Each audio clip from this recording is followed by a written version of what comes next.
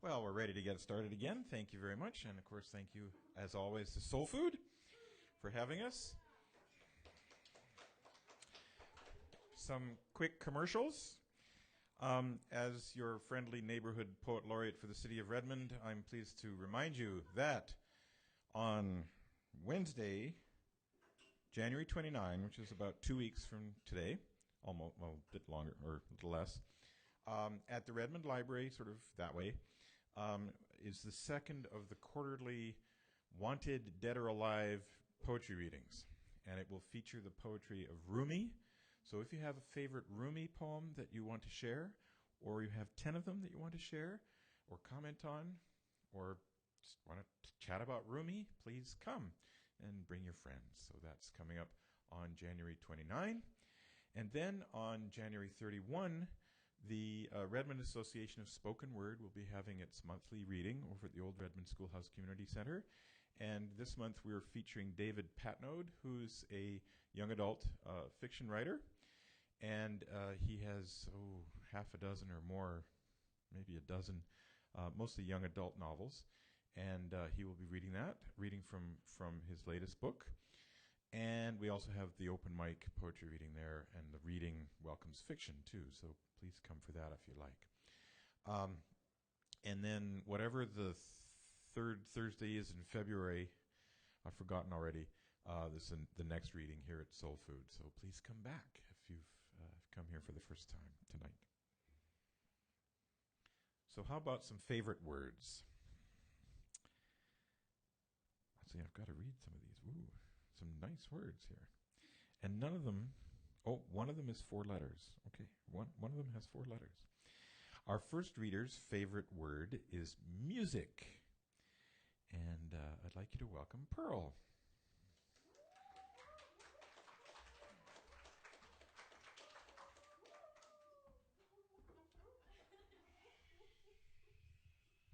Okay, so I just kind of threw this thing together, like in 10 minutes, so it's probably not so good. It's called My Soul. Music is my soul. It takes me to a better place. I love the sounds. My guitar, loud and strong. As I pluck the strings, I realize how much it means to me. How I can have a bad day, then I can pick it up and practice, and the bad goes away. I love the words. My voice, sweet and brave. As I sing, the lyrics speak to me. In applause, live for the way you cheer and scream for me. That's all I want, to teach, to inspire. Music is my life. It makes me happy. I love the way it makes me feel. I am going to live music and swim in its warmth and love my whole life. Just sing a bar.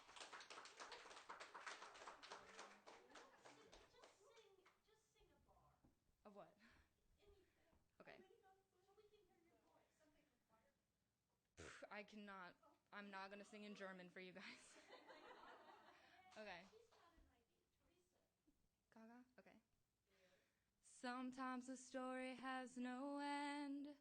Sometimes I think that we could just be friends. 'Cause I'm a wandering man, he said to me. And what about our future plans?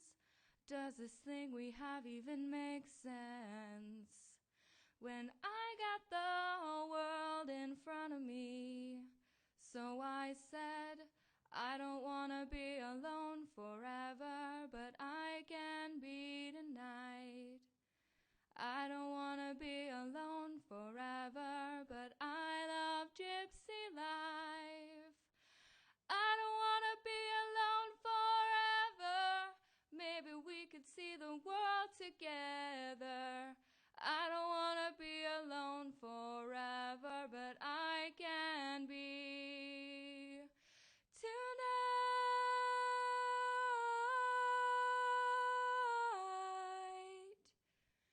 Tonight.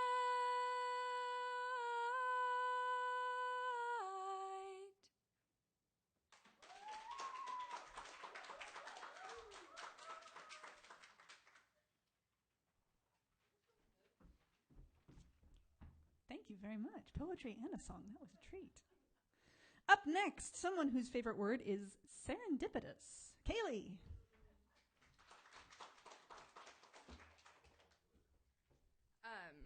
So just to give a little background, this night is kind of serendipitous because I've never done poetry open mic before. I haven't written poetry in years, and a few days ago I got an assignment for class, and we were supposed to write a love letter to our community. And I sat there for maybe 3 hours trying to write this love letter because every time I tried, I just kept getting so angry. So I kind of was just like, fine, well, if that's what needs to come out, then that's what needs to come out, and this is what happened. So this is my love letter / not so love letter to Mercer Island, which is where I grew up. I may call you home, but it's no longer where I belong. I don't wear a corset of secrets anymore, lacing up the lies to keep the soul looking perfect, for I have tasted different air. They told me to stand up straight and do better than your best. If you do anything less, then you won't forget. And this is why people choose to numb out. It's not that we don't do drugs, we just get the good stuff, and our daddies can pay for our bail, leaving cheerleaders crippled on coke so that they're skinny enough to squeeze into our tiny standards, and students walk around with Grey Goose in their water containers. Expectations so high that they commit suicide, and bomb threats are not one of a kind, yet no one really knows why. No one really knows what happened to the boy who drove that boat drunk, or the family of the person who died in the crash. No one knows what happened to the girl who got pregnant, because we didn't see her again. No one knows what happened to my classmate's dad who molested that girl, and no one really knows why. From the outside were the Stepford wives, the mom mafia, and the mail order brides, the CEOs that are always gone and having affairs and leaving kids with a single mom. They tell us that we're important, and one day the world will be ours, and it's sad to me that no one sees their scars, for yes, we're blessed in many ways, but no amount of money will buy a true heart that will stay. Nannies will come and parents will go, but that's not how we're supposed to grow, for cookie cutters won't let the unique parts of us show. In my community, everyone is wealthy, white, or Asian. If you're not, then I'm sorry for the looks you'll get. But that doesn't mean we won't welcome you in, because we're taught to lend a helping hand, but only at our own convenience. Just be careful for the intentions behind that grin. We are the kings and the queens of the world, or so we're told. Because of this, we're isolated, so that we can protect the generational money. But it's just money.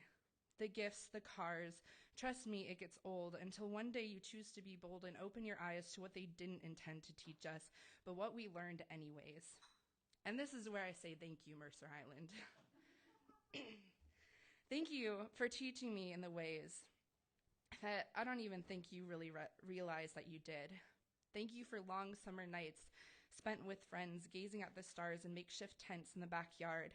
Thank you for a safe place to discover what it meant to be a kid, to run around barefoot and walk freely between houses without a care. Thank you for night swims and hands held tight as we plunged into the lake on those summer nights. Thank you for neighbors who are always there and will take me home if I get scared. Thank you for opportunities wrapped in perfect packages placed in little hands. Thank you, Mercer, for my beautiful house with the bush in the yard that made a perfect fort, and for the trees to climb and the flowers to pick. And thank you for letting me walk to school. Thank you for bake sales and derby races and bikes, and for a community in which I didn't have to worry about gang violence or poverty or when I would have my next meal. Thank you for a community that showed me how to be perfect, and thank you for giving me the strength to be different, because I am different. My assignment asked me what it meant to be where I call home.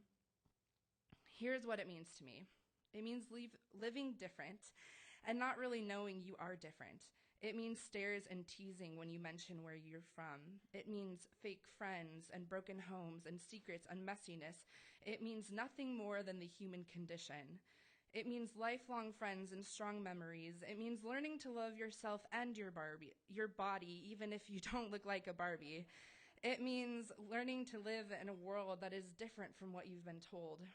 It means defining a path of your own and deciding what you'll take as you pack and look back at this place that you've called home, leaving anything that will weigh you down at the door.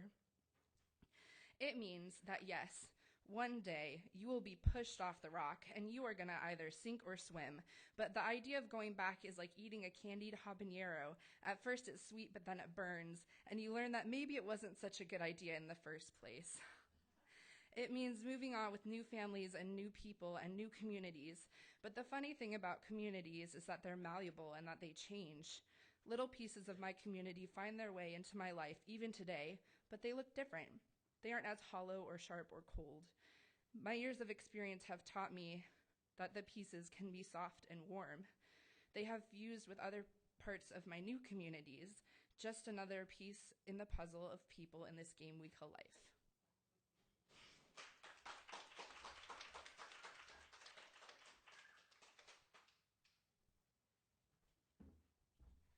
Thank you, Kaylee. I hope your teacher gives you many more assignments.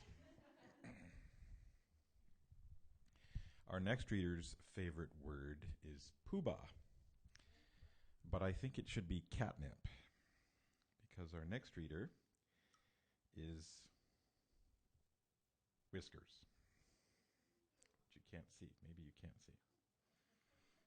So, this is a new toy, and my kids dared me to do this, so I'm going to give this a try. This is a new toy, and my kids dared me to do this, so I'm going to give this a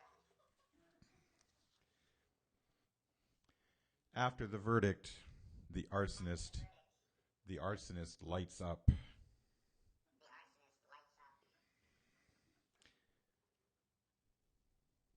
Are you ready? Are you ready?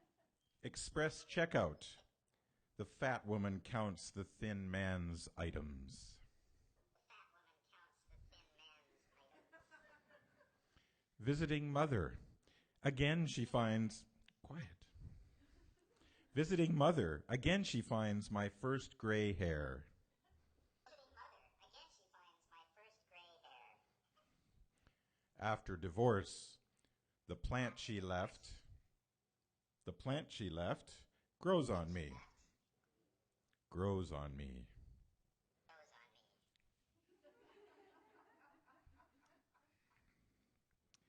Clicking off the late movie. Clicking off the late movie. The couch cushion reinflates. The couch cushion reinflates. His favorite deli. His favorite deli. The bald man finds a hair in his soup. The bald man finds a hair in his Soup. soup. Grocery shopping. Grocery shopping.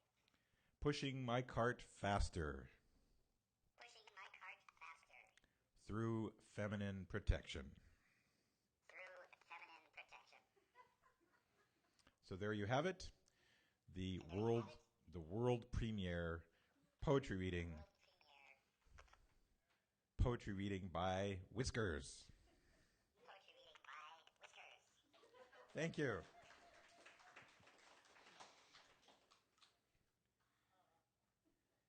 We have a few technical details to work out, but I'll see that those get refined. And now I can tell my kids that I did it. Our next reader's favorite word is rapturous, which is wonderful. Oh, wait. Okay. Okay, so that was, all right. So we'll find out if the people named here are actually reading. No, this is good. So that's your favorite word, rapturous. And I see, Jennifer, yours is petrichor. Could you tell us about petrichor?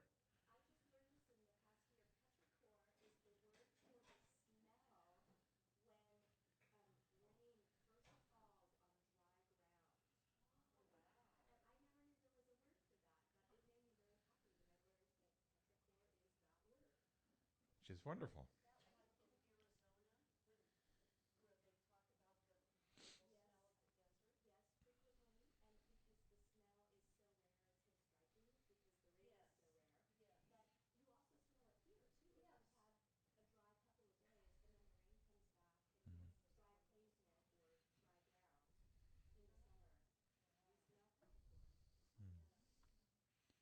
Now I want to look up the word and find the roots of the word and what's behind it.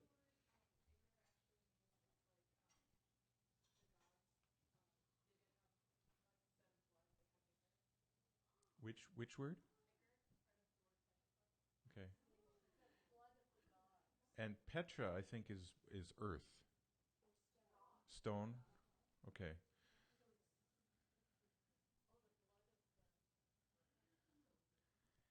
Interesting. Bet you never expected to learn that tonight. Okay, so Janet's favorite word is Sophia.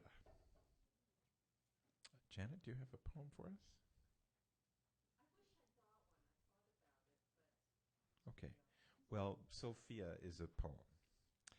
And Nanda's favorite word is rose, which is a 4-letter word. A poem? No?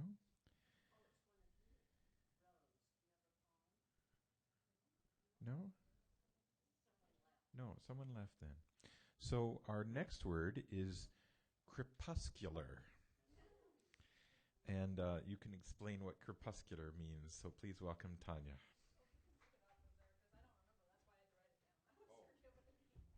It means of or pertaining to or resembling, and then it gets too tiny for me to read.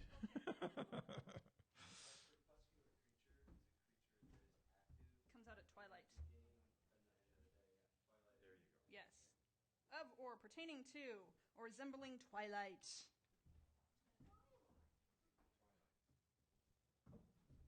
And I have poems to go with the word. Oh, and I have Michael Senyu up here. Woohoo! You might want those back at some point. Alrighty. I'm a haiku poet lately. Sometimes I write longer poetry. Someday I will get back to the longer poetry. For now, I've been getting back into haiku because I've been away from that because I've been working on my novel. But anyway, here's one that you haven't heard before, and then some you may have heard before. Letter from an old friend. Petrichor.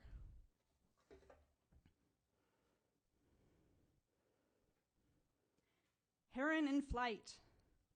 The rowing coach claps out a rhythm. Lazuli bunting. This longing for a home-cooked meal. I am kind of a bird person, too. There might be a few bird haiku here. Green light. I miss the bumper stickers punchline. Log truck.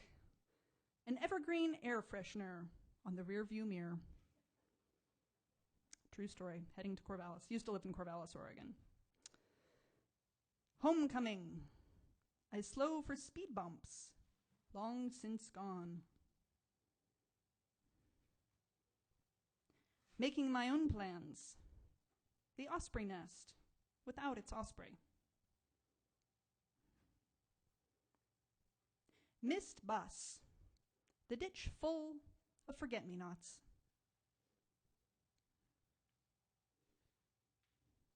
The junkyard crane grabs another car. Wind-tossed poppies. Sunlit marmalade. She tells me the plan for her ashes. Deer fern. My mascaraed lashes capture a bug.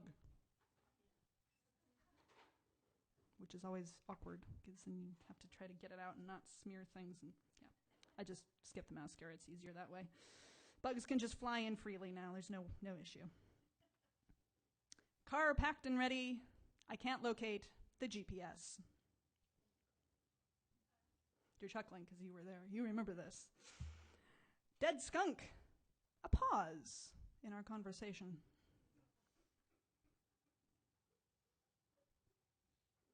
Behind on my novel, the bag of tulip bulbs starting to sprout.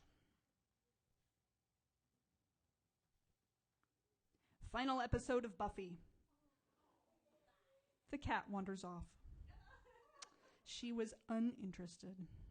We have been trying to teach her. She probably did that for Firefly, too. Silly little cat.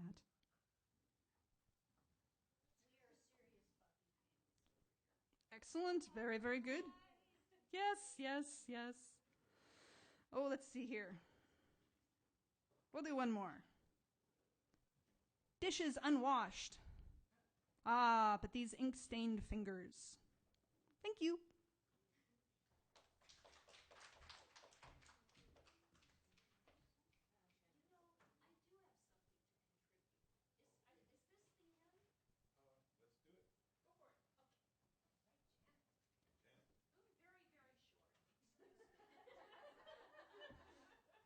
But since the theme is, some of the partial theme has been youth, it reminded me the haiku. I wrote a poem when I was about 5. Remembered it all my life and found out when I was in my 30s that it's a haiku. The wind is the tail of a horse, and the snow is its hind legs kicking.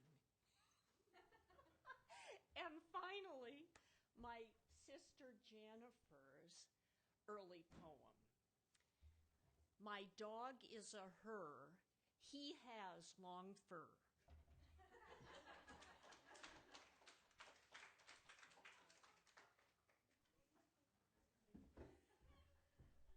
Thank you. The spontaneous poem sharing. We do have 2 more readers, and they both have 4-letter words.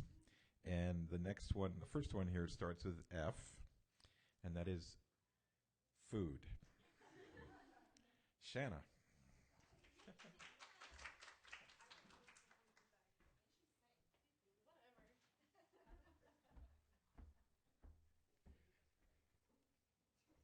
Yeah. Okay. Cool. Okay. Bethany forced me up here. So I just wrote this in like a couple seconds while everyone was reading.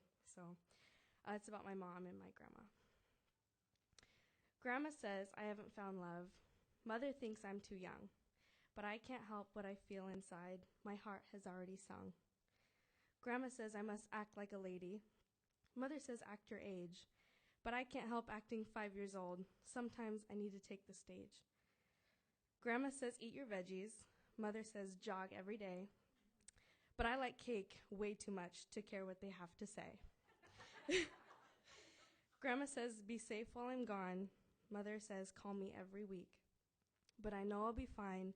I was raised right. For it's God's love I'll always seek.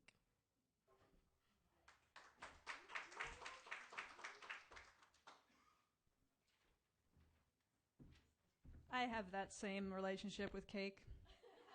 I totally know where you're coming from there. Alrighty. Up next, and possibly finishing us out this evening, we have someone whose favorite word is rude. Teresa, get on up here.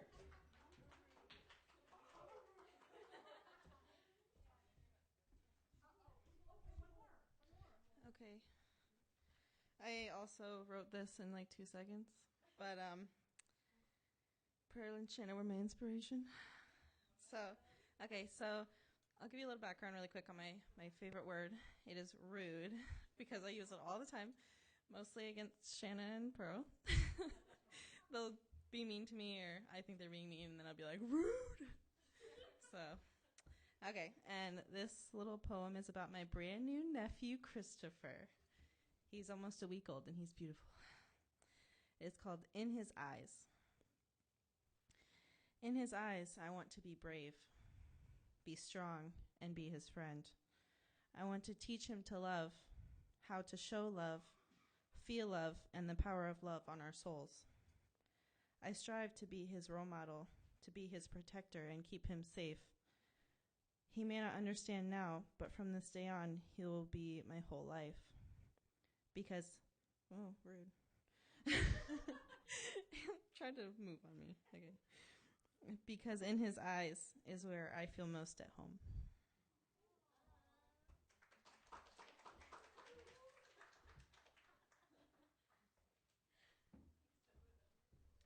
Thank you so much.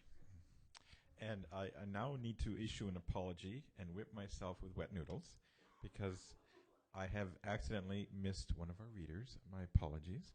Our next reader's favorite word, and this is a lovely word, glimmer.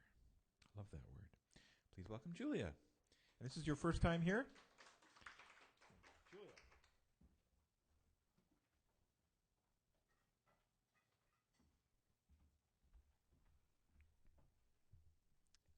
So this is my first time performing any poetry because I wrote poetry back in like 5th grade, and then my mom found it and I got embarrassed and didn't write again for like 10 years. Okay. Awake in the past, Yellowstone eyes track smooth sailing satellites across starlit skies. Take me to the moon, take me somewhere nice. Songs with no words, sleepy eyes, city lights. This feeling runs deeper, somewhere beyond love. Let's put up a fight, show the world what we're made of. Stoplights, snow globes, super glue. Without a doubt, I fell for you. A love set in stone. We had it locked up so good, you were my prisoner. Glass heartstring jail bars, shattering escapes, infamy forever as the one that got away. But maybe we had it wrong. Maybe love isn't something you lock up. Maybe love is the freedom to leave. Maybe love is floating free in space, untethered. Maybe love is gravity, because we don't chain ourselves to the earth, but we trust that we can call her home. And when we jump, we are safe from falling into the void. Or maybe when you crossed your fingers, hoping for a future with me, you were just crossing your fingers. Maybe when you stopped seeing my beauty, I stopped painting my thoughts and started painting my face. But I am ugly, I am stupid, no one could be worse. I'm a mess, I'm a wreck, loving me is a curse. I will never be good enough, so let me explain. I am destruction and I deserve pain. Take my word for it. And you did. You're ugly, you're stupid, no one could be worse. You're a mess, you're a wreck, loving you is a curse. You'll never be good enough, so let me explain. You are destruction, so you deserve pain. So it's agreed, I'm a letdown, a lost bet. My lungs exhale every last trace of you with the smoke of cigarettes. But it's like you crawled under my skin, and you're living in my veins. No matter how hard I try to forget you, there's always something there to strike a nerve and remind me. My brain is wired to you. But tell me this, that at the end of the world, you wouldn't be right there with me, because we were solid, unbreakable, a perfect circle. Always fight for each other, and always forgive each other. So when you stopped fighting for me, I stopped forgiving you. So don't tell me how you are, don't you say a word, because any apology you have for me is one that won't be heard. Angry like fire, bitter like poison, a sickness eating at my heart and mind, but then an affliction of a worse kind. They say you might not make it, they say you won't wake up, they say these words I never wanted to hear in a million years. These words that shatter my world, these words that remind me of your mortality, that remind me of my flaws, that remind me of how stubborn I am, that I couldn't let go of my resentments for long enough to keep from becoming a girl I was starting to hate, that remind me I never stopped loving you. I close my eyes and I see you, alone in your car, the cold of December. You didn't get too far. You open your eyes and you see me. You wanted out, but instead didn't expect to wake up in this hospital bed. Tired and sleepy, that sweet smile on your face, a kiss on the hand, and you wink with such grace. I say I'm so sorry, forgiveness came late, and softly you whisper, you're still my soulmate. But maybe it's time that I let you be. The girl that you need might still not be me. So know that I love you, but if nothing remains, remember I still think of you when it rains.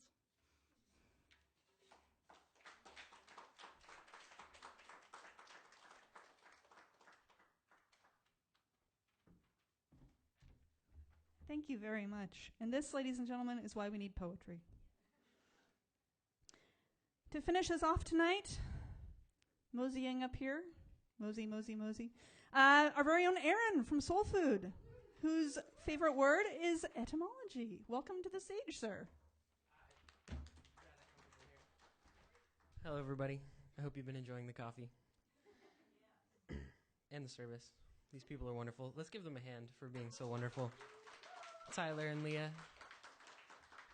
Okay, what I want to read, two poems written by someone that is a huge part of this place that most of us never really see. His name's Mikhail Krill. He's been an accountant here for several years now. He's been around longer than I have.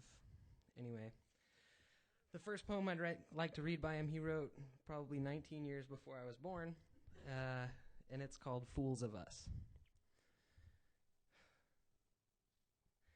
He who laughs the moon and speaks the sun experiences life and is the one who sees the wind and hears the star. He knows, too, the depth of who you are. who touches light and sings the breeze, climbs the heights and captures these, in concrete words and measured verse for fools of us, schooled in being terse.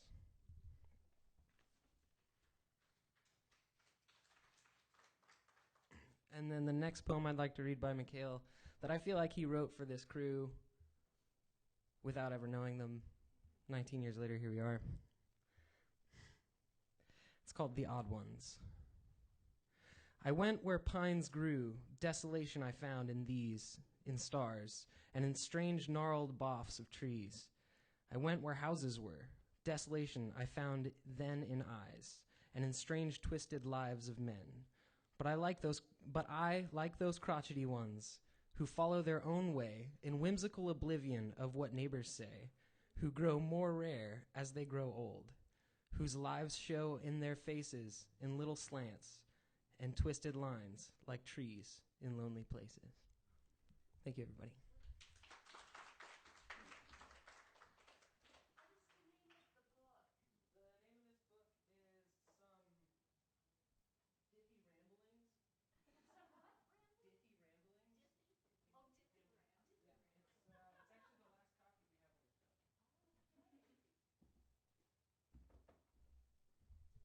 Well, thank you, Aaron, for closing us off. And thank you to everyone for coming tonight. I hope you've enjoyed Bethany and Jennifer for reading. And thank you to everyone who joined in and everyone for listening. It's been an enjoyable evening, and I hope you'll come back next month. Thank you, and good night.